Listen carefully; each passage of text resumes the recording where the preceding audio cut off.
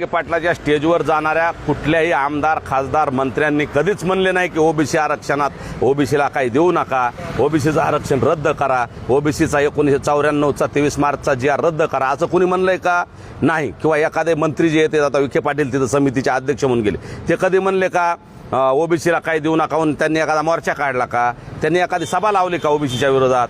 मग ते येत आहेत ते फक्त मराठा समाजाला पाठिंबा म्हणून येत आहेत, परंतु भुजबळ असतील हे मराठा समाजाला काहीतरी मिळू नये या भूमिकेतून येत आहेत आणि त्यांनी 50% आतल्या आरक्षणाला आणि 50% वरच्या आरक्षणाला इथून मागं 2 वेळेस आरक्षण मिळालं, त्यावेळेस त्यांनी विरोध केला आहे. फडणवीस साहेबांनी आरक्षण दिलं त्यावेळेस त्यांनी स्वतः कोर्टात, हायकोर्टात, सुप्रीम कोर्टात ते गेलेत.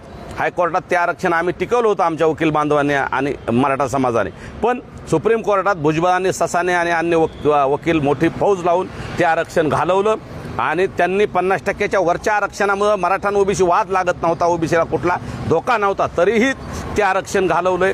मागच्या 10%ला सुद्धा त्यांनी चॅलेंज करायला माणसं तिथं पाठवलेत आर्थिक रसद पुरवून. म्हणजे त्यांचा मराठा द्वेष दिसतो आणि फक्त वरून दाखवायचं मी मराठा समाजाच्या विरोधात नाही आणि आता अंधारातून काड्या करायच्या या त्यांच्या भूमिकेला आमचा विरोध आहे. म्हणून आम्ही त्यांना इथं येताना राजीनामा देऊन या, काय ओबीसीचं काम करायचंय, काय तुम्हाला आंदोलन करायचं ते खऱ्या मराठ्याच्या विरोधात आमचा विरोध नाही.